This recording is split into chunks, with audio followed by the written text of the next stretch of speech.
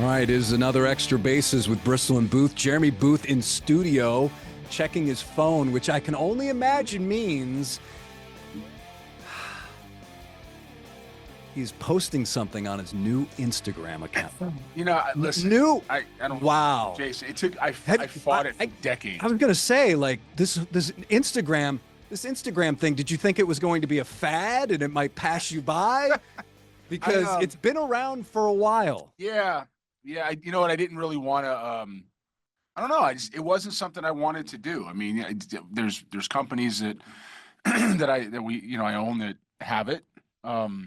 There's obviously brands, but I guess if I'm on X, and might as well be on Instagram. So, I'm actually having more fun with it. I think it's tough. I'm not used to it. Yeah. I'm not really going to be somebody that's sitting there trying to do what a lot of other people do with it. But I do think it's much more efficient than X in many ways. And it gets something done, quick message and a lot of followers, easy to see. And let's go. Yeah, let's go. Let's go. Speaking of let's go, the winter meetings are over. We've already talked about that, but obviously since the winter meetings, there's been some action. There has. There's been lots of action. There has. And we'll start with what's happened here. Nolan Arenado has reportedly vetoed or rejected a trade to the Houston Astros. I've seen a number of theories on why he may have done that, and I've also seen a lot of reaction from Astros fans. I'm going to paraphrase, but in some ways, Astros fans, I think some of them believe that Arenado has done them a favor by not coming to Houston based on his production or dip in production the past couple of years and his age and his contract. But if you don't have Alex Bregman, then I think it's a viable guy to have there. Would you be okay with that? I take Nolan Arenado, especially on that type of length. I take him there. The window here that the Astros fans are concerned about, if you're not going to re-sign Alex Bregman for 6 years, and we'll just say 180 instead of 156, say 180. If he's not going to stay, then you got to have somebody to play there. And they got Paredes. They got Isaac Paredes because coming here and fill a spot. But I think the idea might have been to plug it Nolan Arenado in there for 2 years and then move Paredes across the diamond and see where you are. See where your kids are ready. Maybe Cam Smith is ready at that time. Maybe Bryce Matthews is really ready at that time. Give them some more options.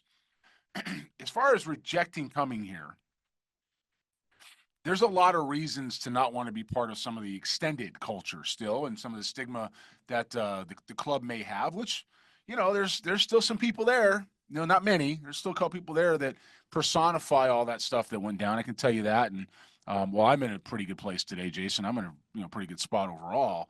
Bad people are bad people. Sometimes they're still around. Now, that's not Dana, and that's not Gavin, and that's not even Joe Spot. That's not what I'm talking about. Sometimes there's people you don't trust, and they earn that. And so some of those people are still there. Now, that said, none of us know why he's really not coming. He just said no. And anytime a player says no to Houston, Astros fans thank him for doing so, right? Oh, I don't want to come play in Houston. Oh, we don't want you anyway. I don't really want. Oh, you're terrible. We don't want some faceless, count with the Texans horns or an Astros logo or whatever. Starts talking about the guy's family. You know what I mean? He didn't want to come here. He's earned that right as a player. He probably does want to go home to LA. I'd guess that's where he wants to go. They probably got a fit. They certainly can afford it. How they do contracts out there, they can pay for anything. I don't know how they do it, but they're doing it. So if I'm the Astros, I just roll. I'm Astros fans. I just roll on. You see what you're gonna have, and the Astros have some young talent that's gonna help. It's gonna be pretty good. Some young talent. Yeah, couple guys. Couple guys. Yeah, 2, 5, 4, something like that.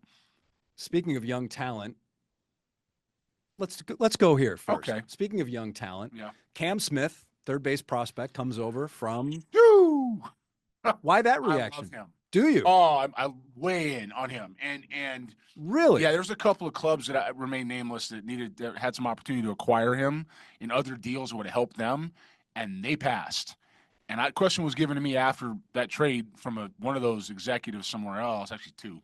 Now that I say that, I take that back, 3 executives. What do you think? Did you like that? Was that a good trade for the Astros? And I said, absolutely. That's a great deal for the Astros to get him here. He plugs in anywhere. When you play a corner, you got to play more than one corner. So third base, first base, I don't know. Right now, you know what he's going to play? Hitter. That's what he's going to play. He's going to play bat. All right. And you're going to put Paredes in there now in the big leagues. He's going to play, and Cam Smith's going to arrive with Bryce Matthews and with who's the other guy they got again that's in Puerto Rico? This guy's name keeps escaping Jacob me. Melton? That guy. He's going to arrive with that group of players because he fits. And it's going to help. But that's what happens when you got a scout that can see it instead of looking at whatever number that said no. Not taking Cam Smith, if you had an opportunity and you passed, I got some serious concerns and questions. Serious concerns. I'm not saying I'm right. I don't understand that process, especially in a trade like that. Well, obviously he has the upside. Obviously he has the tools, and he also has a track record. So I guess when you put all that together, Jason, he rakes. You got Walker Yannick, you got Bryce Matthews, Cam Smith, Jacob Melton. There's still another name out there. One more I'm missing. Anyway, those 4 guys. Let's go. Let's go. Fast movers, performers, going to arrive on time and be here for a while. Nice job. Nice job. So give me a comp for Cam Smith. Right, hitter. That's my comp. I don't care. Right-handed, left-handed. He's a hitter. Doesn't matter. Pick somebody.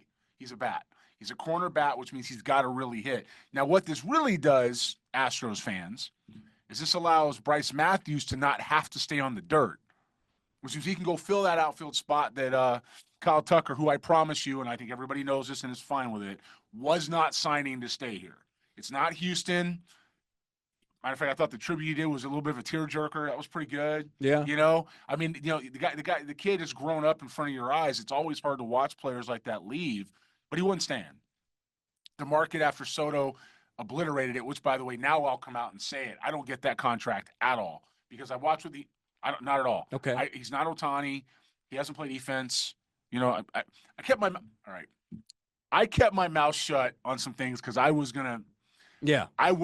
really close to jumping ship and going back to a team, and I still may in a role that makes sense. But I was right here, and then some things happened to kick me into gear, and I really started thinking about it. And you know what? I like this too much. That's what it is. I like this too much, and I like what I'm doing from a standpoint of things getting back into momentum in a way that I can be effective and grow. So I passed on one of those opportunities. The other one, let's say this one. One of those opportunities isn't a fit. Not right now. Not a fit. The other one might be. Okay? But we're not there yet. So while I'm not there, I'm going to tell you that Steve Cohen just did that contract because he could. That contract doesn't make any baseball sense whatsoever. Ohtani makes sense. You know why? Because Ohtani can bring an entire country over to follow him and make money. Juan Soto, with all due respect, is a Dominican player, and there's a lot of really good ones. And it doesn't mean that he can't rake, because, man, can he hit. It doesn't mean he's not a good player, because he is. However, the value of Juan Soto on the field for that money doesn't compute. So if you're looking at that as a separator, and you've got Kyle Tucker, who's arguably, at least statistically, in the same ballpark with the advanced metrics, and actually WAR is not really an advanced metric for me. It's a simple metric now. But if you look at those things, same age, same production, same pedigree, probably not coming back to Houston because Jim Crane don't want to go more than 6 years and 156. And Kyle Tucker's going to be like, that's my breakfast money. So you look at that and you look at the landscape shifting, he wasn't staying. But let me, I think what you're trying to say about Ohtani is this, Ohtani and Soto. When Ohtani plays a game and comes to the plate, an entire country, an entire nation stops to watch him. Yeah. You do not get that with Juan Soto. Again, not saying that he's not beloved by the people from where he's from, but an entire country basically stops and watches. This in perspective for you. Shohei Ohtani. Manny Ramirez or Juan Soto? Manny Ramirez or Juan Soto? I take Manny Ramirez. Me too. David Ortiz or Juan Soto? Neither one plays defense. I would take David Ortiz. Okay, me too. Vladimir Guerrero or Juan Soto? Oh, easy. Vladimir Guerrero. So why are we paying this guy $765 million? That's my point. That's and the going rate now. The Yankees turned around and said, I see you, and I'll raise you 4 dudes. Exactly what they should do. And the reason why the Yankees did that, Astros fans and anybody else who's watching, is because when you tell the world you got $760 million, you can't just put that back in your pocket. You better figure out a way to spend it. Maybe not all of it, but you got to figure out a way to improve your club, right?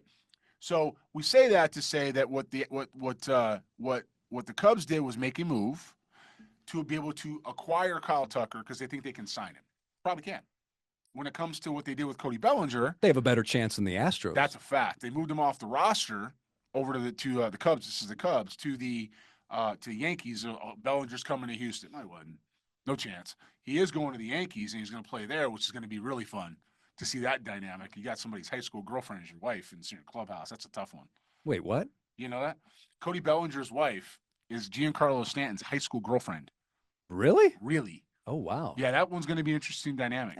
People grow up. Oh, sure. They're mature now. Yep. Okay. Still would be an interesting dynamic, bro. Imagine you got to go play together, not just know each other across the game.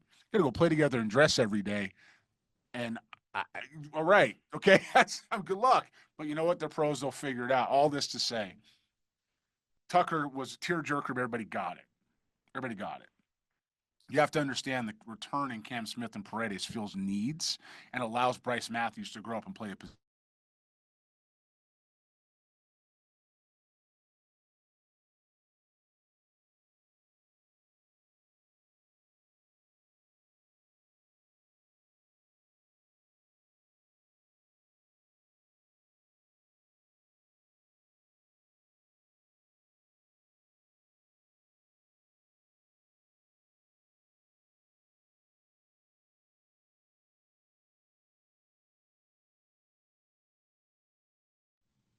Works for me. Okay.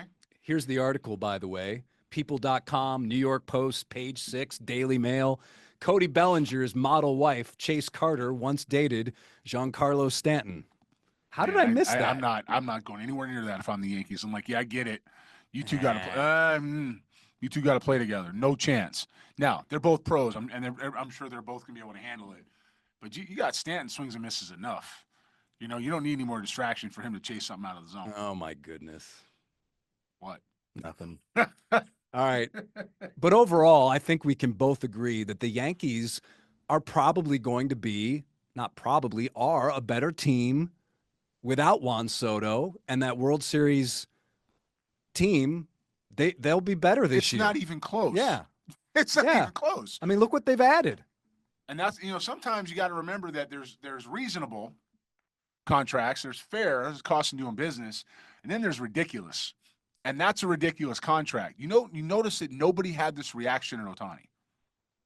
Nobody. Because we knew all the ancillary other things you can make money. And the Dodgers, by the way, did something very smart that I'm surprised more clubs don't do. And admittedly, it was the first time I'd ever heard of it. They took his contract, all $68 million a year. Yeah. And they're putting it in, it's deferred. Yeah. So they're making the interest on that because they pay him after the contract's over. Pays for the whole contract. The interest. So they make the money on the interest. They're paying the contract. Meanwhile, he's making hundreds of millions a year in endorsements and in marketing, whatever he's making. We got now, nice job. So more teams should do that. You have the rules, you should do it, and then you can justify that because and I haven't been there, but I've heard people say they get off of the plane in Japan, and it's Ohtani. Oh, I believe it. Ohtani, and I was around for the Ichiro craze. Yep. And this is other planetary. I was around for Hideo Nomo, and it's right up there. Okay. So Ohtani and Nomo, and Suzuki was their guy. And I imagine Fernando Valenzuela. Yeah, it's different. Yeah, that's different. Obviously a different. Yeah. But yes, Fernando too. Fernando mania growing up in LA was nuts. But when you've got a guy like Ohtani, you can take an entire block of countries and motivate them. That's dollars. Mm-hmm. That's dollars, and so that makes a lot of sense.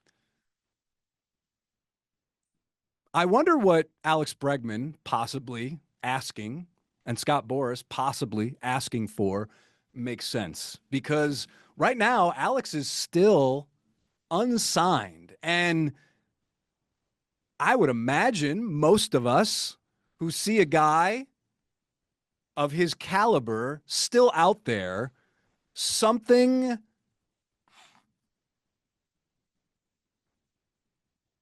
I don't want to say is off, but is the ask too much? I mean, that would be the logical That'd be the logical thinking there, that the ask is too much, because if it wasn't, he'd already be signed by now. That's one way to look at it. Of course, you could also say that perhaps Alex's camp really, they want to return to the Astros and they're using it as leverage to get the best deal. That side of that kind of thinking, I imagine, could also creep up into someone's mind, although I think it's more the former than the latter. But it's just very interesting to me that as we approach Christmas, Alex Bregman, who is a winner, productive, has still not signed a contract for 2025 and beyond. So how do we look at this? Do we look at it as it'll work itself out, which it always will, or the fact that Bregman and his camp they may want too much money or too many years? I think anytime you get to a place and a premier free agent like Alex Bregman isn't signed while other guys are coming off the board, it's not like money's not being spent. Yeah. Okay. It tells you that somebody misjudged the market somewhere, whether it was him, whether it was Scott Boras, who has a little bit of a history of this now, these last couple of years, or whether it was the other clubs. You don't know. You don't know yet, right? Somebody misjudged the market. Let's meet in the middle, and let's say he's got to go down a little bit, and the club's got to go up a little bit. That puts me somewhere between 6 and 180 and 7 and 110. Now, the Astros reported offer. 210. The Astros reported offer was 6 and 156. Is that correct? Believe so. That's $26 million a year. That's a raise from what he was getting before. A little bit. Yeah. Okay. With Alex's injury history and production for the Astros, having seen that firsthand, and Jim Crane's aversion to long-term deals, that's actually pretty reasonable. That's not bad for what the Astros' philosophy is with what they know. Giving him a raise, that's what's called a respect raise. That puts him here till he's what, 37? Actually, it says here that he was at 30. Was he at 30 million before? According to maybe one year was at 30. I thought it was 5 and 100. I got 35, 30 and 5, 30.5, and then 30.5 in 2024. Yeah, but it was 5 and 100 total. Okay. Is that right? So it was 5 and 100 total, then he would have had. Which one's him? This is all of him. So yeah, 21, 11. Yeah. Right? 21, 11, 11. So he made it up. So it's 5 and 100.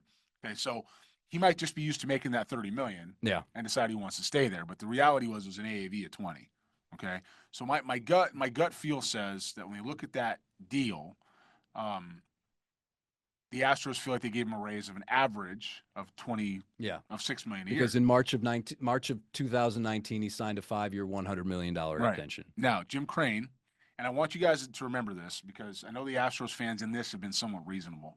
Because I've been watching, you know, even if some people out there who are nameless are continuing to regurgitate things we've been saying here for 5 or 6 years and act like they're new. Crickets. No, I'm not missing a thing with that. No.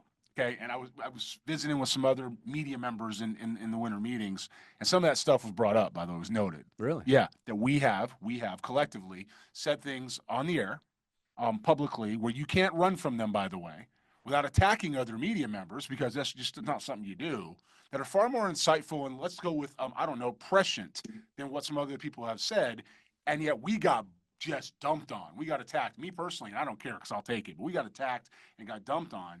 And now all of a sudden you want to regurgitate the same stuff. When you go to the store and you buy something, they hand you a receipt. Okay. I just want to be sure I understood what I was getting at. They're out there. Moving back into Alex Bregman and the team and the fans, they've been pretty level-headed when it comes to that. Okay. The number for Alex Bregman for me is going to stay at 30. I said that from the beginning. 6 and 180, 7 and 210. If Scott's looking for more than that, he's not going to get it.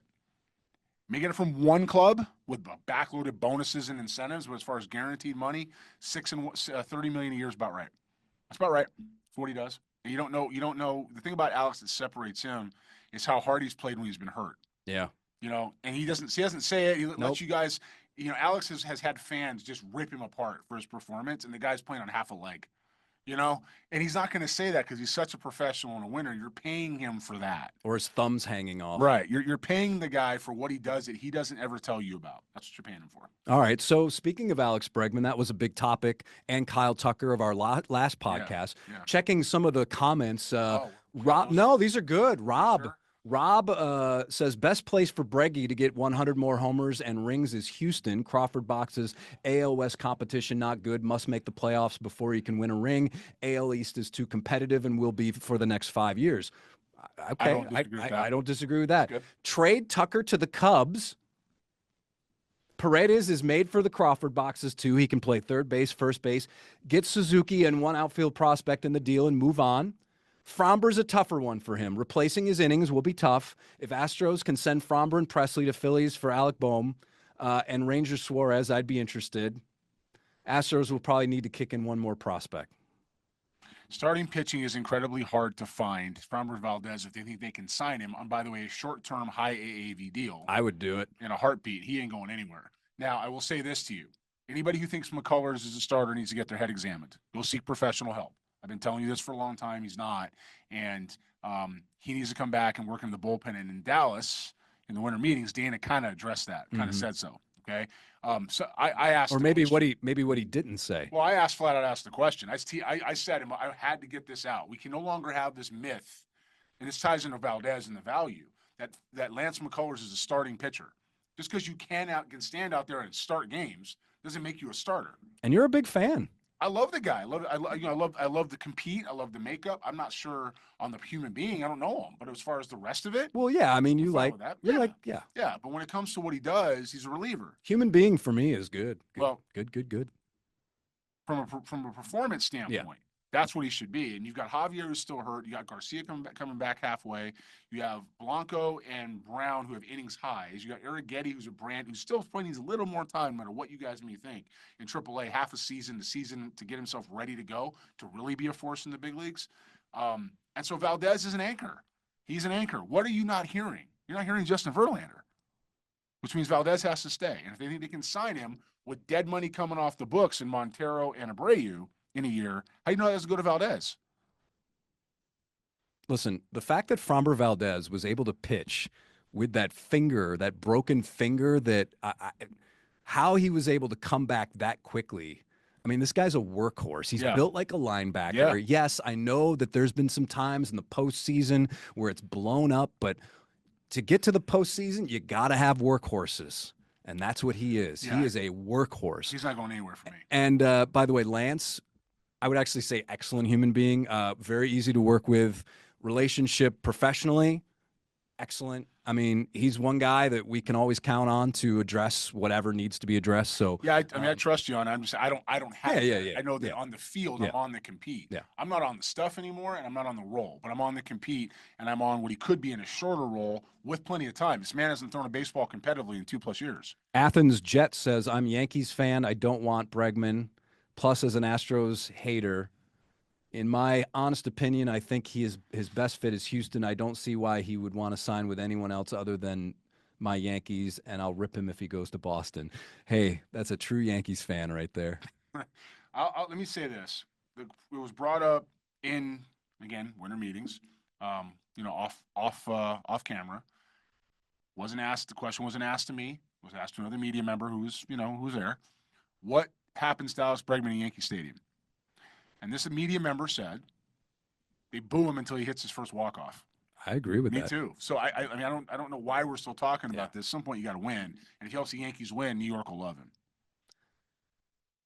Because of your relationship with the game and a certain segment of the game, it's very interesting that, and I'll just break it down in less than 15 seconds, is that now JUCO athletes, based on a court order, can retain all 4 years of NCAA eligibility, even if they play a year or two of JUCO for any sport.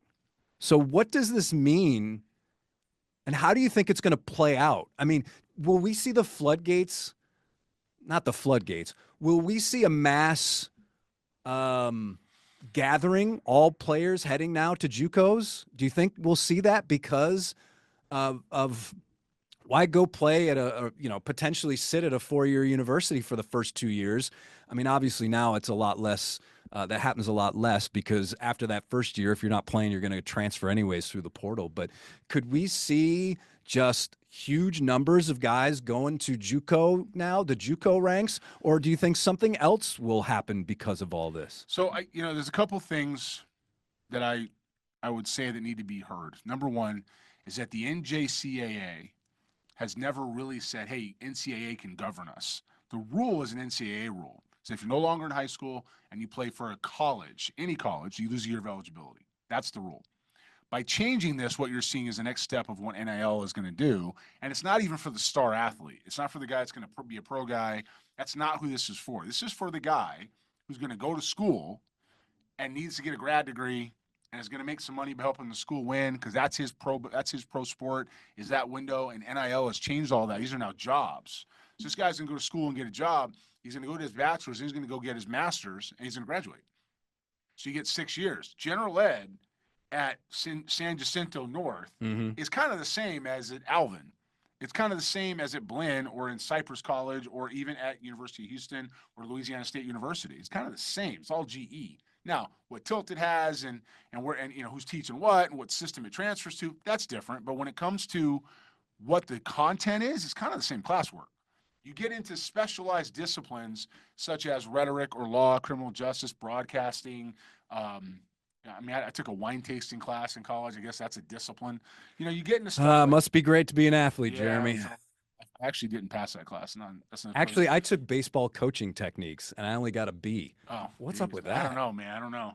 I mean, but you start taking these, disciplines are one thing, but general ed's general ed. And if you're able to do that at junior college and you're not a star, probably helps you. It also lets some other people hone their craft a little bit before stepping onto a stage that now demands you perform. Yeah. Division I baseball and college baseball or college sports in general used to give you a year or so to acclimate yourself. The excuse of, oh, he's a freshman. That's no longer around. You're coming on campus, you're getting paid.